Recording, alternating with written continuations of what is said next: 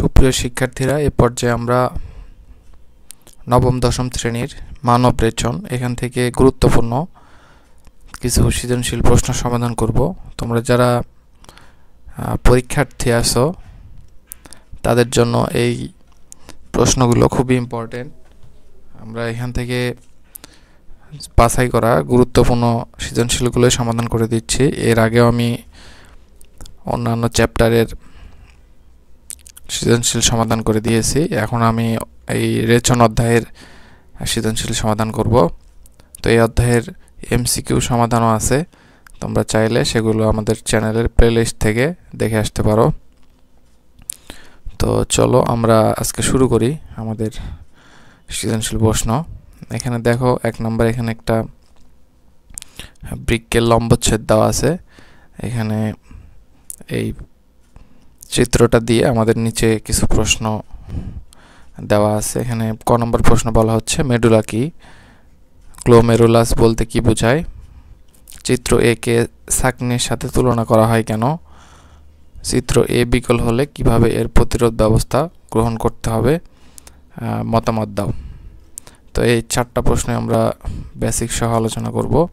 এগুলো তোমরা খাতায় তুলে নিতে পারো, খুবই গুরুত্বপূর্ণ কিছু প্রশ্ন। তো এখানে দেখো আমাদের প্রথম প্রশ্ন, মেডুলা কাকে বলে? বৃক্কের ক্যাপসুলের ভেতরের অংশকে মেডুলা বলা হয়। আমাদের এক কথায় উত্তর, 1 নম্বরের প্রশ্ন এক কথায় উত্তর দিতে হবে। আমাদের খ নম্বর প্রশ্নটা ছিল হচ্ছে, গ্লোমেরুলাস বলতে কি বোঝায়? দেখো, গ্লোমেরুলাস বৃক্কের নেফ্রনের মালপিজিয়ান অঙ্গের বোম্যান্স ক্যাপসুল দ্বারা পরিবেষ্টিত রক্তজালকে গ্লোমেরুলাস বলে। আচ্ছা, এখানে আমরা এক কথায় যে সংজ্ঞাটা সেটা আমরা প্রথমে বলে নিলাম। রেনাল ধমনী থেকে সৃষ্ট অ্যাফারেন্ট আর্টারিওল ক্যাপসুলের ভেতর ঢুকে প্রায় 50টি কৈশিক নালিকা তৈরি করে। এগুলো আবার বিভক্ত হয়ে সূক্ষ্ম রক্তজালিকার সৃষ্টি করে গ্লোমেরুলাস গঠন করে। তো এটাই ছিল আমাদের গ্লোমেরুলাস বলতে কি বোঝো, এটা আমাদের কিভাবে গ্লোমেরুলাস তৈরি হয় এবং গ্লোমেরুলাসের সংজ্ঞাটা আমরা এখান থেকে দিয়ে দিলাম। তো এখানে ক নম্বর প্রশ্নটা আমরা দেখি, চিত্র এ কে সাকনির সাথে তুলনা করা হয় কেন? অর্থাৎ আমাদের চিত্র এটা ছিল হচ্ছে একটা বৃক্কের লম্বচ্ছেদ, তো এটাকে সাকনির সাথে কেন তুলনা করা হয় আমরা এখানে একটু ব্যাখ্যা দেওয়ার চেষ্টা করব। চিত্র এ হলো মানবদেহের প্রধান রেচন অঙ্গ বৃক্ক। এটি মানবদেহের রক্তকে সেকে নাইট্রোজেন জাতীয় বজ্র পদার্থ অপসারণ করে বলে একে সাকনির সাথে তুলনা করা হয়। তো সাকনি আমরা কি কাজে ব্যবহার করি? মেইনলি 2টা পদার্থ সেপারেশন করার জন্যই আমরা ব্যবহার করি। তো এখানে বৃক্ককে সাকনি বলা হচ্ছে কারণ এখানে নাইট্রোজেন জাতীয় যে পদার্থগুলো আছে সেগুলো আমাদের শরীরের জন্য ক্ষতিকর। এগুলো রক্ত থেকে এই বজ্র পদার্থগুলো অপসারণ করা হয় বিধায় একে সাকনির সাথে তুলনা করা হচ্ছে। আচ্ছা, মানুষের শরীরে বিভিন্ন বিপাক্রিয়ার ফলে বিভিন্ন বজ্র পদার্থ উৎপন্ন হয়। এসব বজ্র পদার্থ রক্তে মিশ্রিত অবস্থায় থাকে। এই পদার্থগুলো যেমন ইউরিয়া, ইউরিক অ্যাসিড, ক্রিয়েটিনিন প্রভৃতি শরীরের জন্য ক্ষতিকর, তাই দেহ থেকে দ্রুত নিষ্কাশিত করতে হয়। বৃক্কস্থিত নেফ্রন একটি জটিল প্রক্রিয়ার মাধ্যমে ক্রমাগতভাবে মূত্রের মাধ্যমে এই দূষিত পদার্থগুলোকে দেহ থেকে নিষ্কাশন করে। নেফ্রনের একটি প্রধান অংশ গ্লোমেরুলাস। এসব পদার্থ রক্তের সাথে বৃক্কের গ্লোমেরুলাসে আসে। এটি ছাঁকনির মতো কাজ করে রক্ত থেকে পরিস্রুত তরল উৎপন্ন করে। গ্লোমেরুলাস থেকে রক্তের বজ্র পদার্থগুলো বৃক্কের রেনাল টিউবুলের মাধ্যমে বৃক্কের পেলভিসে চলে আসে। তো এই যে আমাদের বজ্র পদার্থগুলো উৎপন্ন হলো, সেপারেশন করা হলো, এগুলো হচ্ছে পেলভিসে চলে আসে। এখানে মূত্র হিসাবে সাময়িকভাবে জমা থাকে, কিন্তু রক্তের প্রয়োজনীয় উপাদান যেমন রক্তকণিকা, প্লাজমা, প্রোটিন এগুলো কিন্তু সেপারেশন হয় না, এগুলো রক্তনালীতে থেকে যায়। এভাবে বৃক্ক ছাঁকনির মতো কাজ করে মানবদেহ থেকে ক্ষতিকর নাইট্রোজেন ঘটিত বজ্র পদার্থগুলোকে অপসারণ করে। এজন্য বৃক্ককে ছাঁকনির সাথে তুলনা করা হয়। দেখো এখানে আমাদের ঘ নম্বর প্রশ্ন ছিল যে বৃক্ক বিকল হলে এটা কিভাবে আমাদের বৃক্ক যদি বিকল হয়ে যায় সেই ক্ষেত্রে আমরা কি করতে পারি, এর ব্যাখ্যাটা আমরা দেখব এখন। তো এখানে চিত্র এ হচ্ছে একটি বৃক্কের লম্বচ্ছেদ। বৃক্ক বিকল হলে এর প্রতিরোধ করা যায় ডায়ালাইসিস ও বৃক্ক প্রতিস্থাপন করে। তো এখন আমরা দেখব ডায়ালাইসিসটা কি। বৈজ্ঞানিক উপায়ে রক্ত পরিশোধিত করার নাম ডায়ালাইসিস। সাধারণত ডায়ালাইসিস মেশিনের সাহায্যে ধমনী থেকে টিউবের মধ্য দিয়ে রক্ত ডায়ালাইসিস টিউবের মধ্যে দিয়ে প্রবাহিত করে রক্ত পরিশোধিত করা হয়। অর্থাৎ আমাদের যে রক্তটা আছে এই রক্তটা হচ্ছে আমাদের ডায়ালাইসিস টিউবের মাধ্যমে নিয়ে যাওয়া হয়। নিয়ে যে রক্তের মধ্যে যে সকল ক্ষতিকর পদার্থ আছে, বজ্র পদার্থ আছে, এগুলো হচ্ছে অপসারণ করা হয়। তো এটাই এখানে বলা হচ্ছে। এর প্রাচীর আংশিক বৈষম্য ভেদ্য হয়, ইউরিয়া, ইউরিক অ্যাসিড ও অন্যান্য ক্ষতিকর পদার্থ বেরিয়ে আসে। তো এর মধ্যে হচ্ছে একটা বৈষম্যভেদী পর্দা আছে, যেখান দিয়ে হচ্ছে ইউরিয়া, ইউরিক অ্যাসিড এগুলো হচ্ছে ক্ষতিকর পদার্থ যেগুলো, সেগুলো হচ্ছে বেরিয়ে আসে। পরিশোধিত রক্ত রোগীর দেহের শিরার মধ্য দিয়ে দেহের ভেতরে পুনরায় প্রবেশ করে। বিকল বৃক্কের বিকল্প হিসেবে এভাবেই ডায়ালাইসিস মেশিনের সাহায্যে নাইট্রোজেন গঠিত বজ্র পদার্থ বাইরে নিষ্কাশিত করা হয়। তবে এটি একটি ব্যয়বহুল ও সময় সাপেক্ষ প্রক্রিয়া। তো ডায়ালাইসিস কিন্তু অনেক সময় লাগে এবং এটি অনেক খরচের একটা বিষয়। তো সেকেন্ড যেটা আমাদের প্রতিরোধ করার উপায় সেটা হলো প্রতিস্থাপন। যখন কোনো ব্যক্তির কিডনি বিকল বা অকেজো হয়ে পড়ে তখন কোনো সুস্থ ব্যক্তির কিডনি তার দেহে প্রতিস্থাপন করা যায়। তখন তাকে কিডনি সংযোজন বলে। কিডনি সংযোজন দুভাবে করা যায়। কোনো নিকট আত্মীয়ের নিকট একজন কিডনি রোগীর দেহে প্রতিস্থাপন করে এটি করা যায়। তবে নিকট আত্মীয় বলতে বাবা, মা, ভাই, বোন, মামা, খালা বোঝায়। আবার মৃত ব্যক্তির কিডনি নিয়ে রোগীর দেহে প্রতিস্থাপন করা যায়। মৃত ব্যক্তি বলতে ব্রেন ডেথ বোঝায়, অর্থাৎ স্বাভাবিক মৃত্যু যেটা। এছাড়া মরণোত্তর বৃক্কদানের দ্বারাও বিকল বৃক্কের রোগীকে বাঁচানো যায়। তো এটা ছিল আমাদের প্রতিস্থাপন পদ্ধতি, আর একটা হচ্ছে আমাদের ডায়ালাইসিস পদ্ধতি। এই দুটো পদ্ধতি দ্বারা কিন্তু আমাদের বৃক্ক বিকল হলে প্রতিরোধ করা যায়।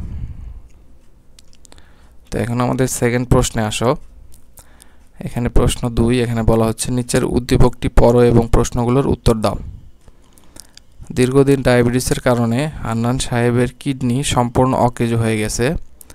তাকে সুস্থ রাখতে মেশিনের সাহায্যে তার রক্ত পরিশোধন করতে হয়। এখানে ক নম্বর প্রশ্ন বলা হচ্ছে নেফ্রন কি। খ নম্বর প্রশ্ন বলা হচ্ছে হেনলির লুপ বলতে কি বোঝায়। হান্নান সাহেবকে সুস্থ রাখার গৃহীত পদ্ধতিটি ব্যাখ্যা করো। উক্ত প্রক্রিয়া ব্যাহত হলে সুস্থ জীবনযাপন অসম্ভব, যুক্তিসহ বিশ্লেষণ করো। এখানে আমাদের কয়েকটা প্রশ্ন দেওয়া আছে, ক, খ, গ, ঘ। তো এগুলো আমাদের এখন পর্যায়ক্রমিক আমরা সমাধান করব।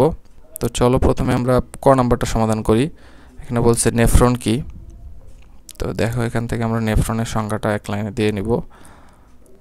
বৃক্কের ইউরিনিফেরাস নালিকার ক্ষরণকারী অংশ ও কার্যিক একক হলো নেফ্রন। অর্থাৎ বৃক্কের ইউরিনিফেরাস নালিকার, এখানে বানানটা তোমাদের লক্ষ্য রাখতে হবে, ক্ষরণকারী অংশ ও কার্যিক একক হলো নেফ্রন। এক লাইনের একটা সংজ্ঞা দিতে হবে, যেহেতু 1 মার্ক। এখন আমরা খ নম্বর প্রশ্নটা সমাধান করব। হেনলির লুপ বলতে কি বোঝায়। দেখো নেফ্রনের বোম্যান্স ক্যাপসুলের অঙ্কীয় দেশ থেকে সংগ্রাহী নালী পর্যন্ত বিস্তৃত চওড়া নালীটিকে রেনাল টিউবুল বলে। প্রতিটি রেনাল টিউবুল 3টি অংশে বিভক্ত। 3টি অংশের মধ্যে সম্মুখ ও পশ্চাৎ পেঁচানো নালিকার মাঝে ইউ আকৃতি বিশিষ্ট অংশই হেনলির লুপ। মূলত শোষণ করাই এর প্রধান কাজ। তো হেনরির লুপটা বলতে কি বোঝায় আমরা কিন্তু এখানে খুব সংক্ষেপে বলে দিলাম।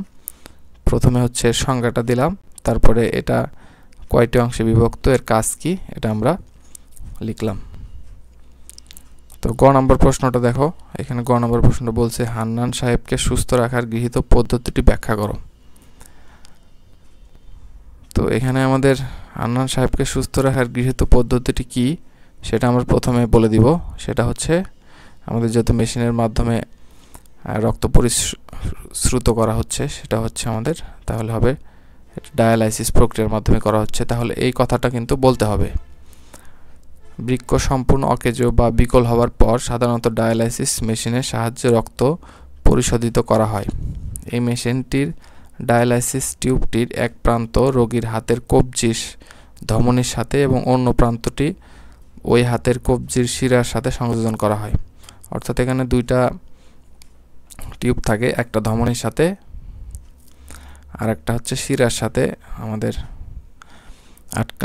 সংযোজন করা হয়। ধমনী থেকে টিউবের মধ্য দিয়ে রক্ত ডায়ালাইসিস টিউবের মধ্য দিয়ে প্রবাহিত করানো হয়। এর প্রাচীর আংশিক বৈষম্য ভেদী হওয়ায় ইউরিয়া, ইউরিক অ্যাসিড ও অন্যান্য ক্ষতিকর পদার্থ বাইরে বেরিয়ে আসে। পরিশোধিত রক্ত রোগীর দেহের শিরার মধ্য দিয়ে দেহের ভেতরে পুনরায় প্রবেশ করে। উল্লেখ্য ডায়ালাইসিস টিউবটি এমন একটি আলোর মধ্যে ডুবানো থাকে যার গঠন রক্তের প্লাজমার অনুরূপ। উপরিউক্ত পদ্ধতিতে ডায়ালাইসিস মেশিনের সাহায্যে নাইট্রোজেন ঘটিত ক্ষতিকর বজ্র পদার্থ নিষ্কাশন করে হান্নান সাহেবকে সুস্থ রাখা হয়। তো এটাই ছিল আমাদের গ নম্বরের উত্তর। এখন আমরা ঘ নম্বর প্রশ্ন দেখে নিব। উক্ত প্রক্রিয়া ব্যাহত হলে সুস্থ জীবনযাপন অসম্ভব, যুক্তিসহ বিশ্লেষণ করো। তো দেখো, উক্ত প্রক্রিয়াটি কি? উক্ত প্রক্রিয়াটি হলো রেচন প্রক্রিয়া, যা বিঘ্নিত হলে নানা রকম শারীরিক জটিলতা এমনকি মৃত্যু পর্যন্ত ঘটতে পারে। দেখো, এখানে রেচন মানব দেহের একটি জৈবিক প্রক্রিয়া যার মাধ্যমে দেহে বিপাক প্রক্রিয়ায় উৎপন্ন নাইট্রোজেন ঘটিত ক্ষতিকর বজ্র পদার্থগুলো মূত্রে নিষ্কাশিত হয়। মূত্রে urea, uric acid, ammonia, creatinine ইত্যাদি নাইট্রোজেন ঘটিত পদার্থ থাকে। এগুলো মানবদেহের জন্য অত্যন্ত ক্ষতিকর। রেচনের মাধ্যমে দেহের এসব বিষাক্ত ক্ষতিকর বজ্র পদার্থ নিষ্কাশিত হয়ে দেহের শারীরবৃত্তীয় ভারসাম্য রক্ষিত হয়। দেহের সকল বজ্র পদার্থগুলো শরীরের কোনো কারণে জমতে থাকলে নানা রকম অসুখ দেখা যায়। পরবর্তীতে এটা হচ্ছে মৃত্যু ঘটতে পারে। আমাদের বজ্র পদার্থগুলো যদি বের হতে না পারে, সেটা কিন্তু শরীরের রক্তে জমা হবে এবং সেগুলো কিন্তু আমাদের নানা রকম অসুখের কারণ হিসেবে দেখা দিবে। তাছাড়া মানবদেহের যাবতীয় শারীরবৃত্তিক কাজ সম্পাদনের জন্য দেহে পরিমিত পানি থাকা অপরিহার্য। দেহের পানি সাম্য নিয়ন্ত্রণে রেচন ভূমিকা পালন করে। তো এখানে গুরুত্বপূর্ণ একটা কথা, দেহের পানি সাম্য নিয়ন্ত্রণ কিন্তু এই রেচনের মাধ্যমে হয়ে থাকে। তো রেচন যদি আমাদের নষ্ট হয়ে যায়, মানে রেচন প্রক্রিয়া যদি ব্যাহত হয়, সেক্ষেত্রে কিন্তু পানি সাম্যটাও আমাদের ব্যাহত হবে। এতে পুনঃশোষণ প্রক্রিয়ায় দেহে পানির সমতা বজায় থাকে।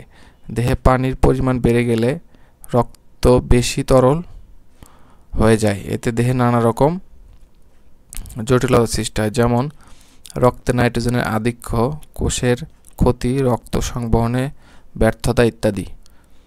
কাজেই রেচন প্রক্রিয়া থেমে গেলে মূত্র ত্যাগের সমস্যা দেখা যাবে ও রক্তে ক্রিয়েটিনিনের মাত্রা বৃদ্ধি পাবে ও ব্যক্তি শরীরের জন্য মারাত্মক ক্ষতিকর। উপরের আলোচনা থেকে প্রতীয়মান হয় যে উক্ত প্রক্রিয়া ব্যাহত হলে সুস্থ জীবনযাপন অসম্ভব। তাহলে আমাদের গ নম্বর প্রশ্নটাও আমরা সমাধান করে ফেললাম, ঘ নম্বরটা। তো এখানে আমাদের এই অধ্যায়টা মেইনলি আমাদের বৃক্ক নিয়ে কথাবার্তা, বৃক্কের গঠন, কাজ এবং বৃক্কের অসুবিধা হলে কি হবে, আমাদের এইসব সংক্রান্ত ব্যাপারগুলো আছে। এগুলো আমাদের সৃজনশীল প্রশ্ন অত্যন্ত গুরুত্বপূর্ণ। আমি সৃজনশীল প্রশ্নগুলো বাছাই করে নিয়েছি, যেগুলো গুরুত্বপূর্ণ প্রশ্ন এবং বিভিন্ন বোর্ডে আসে। তোমরা যে বোর্ডেরই হও না কেন, এই প্রশ্নগুলো কিন্তু খুব ইম্পর্টেন্ট। তো তোমরা সবাই ভালো থাকবে, সুস্থ থাকবে। আজকের মতো বিদায় নিচ্ছি, সবাইকে ধন্যবাদ।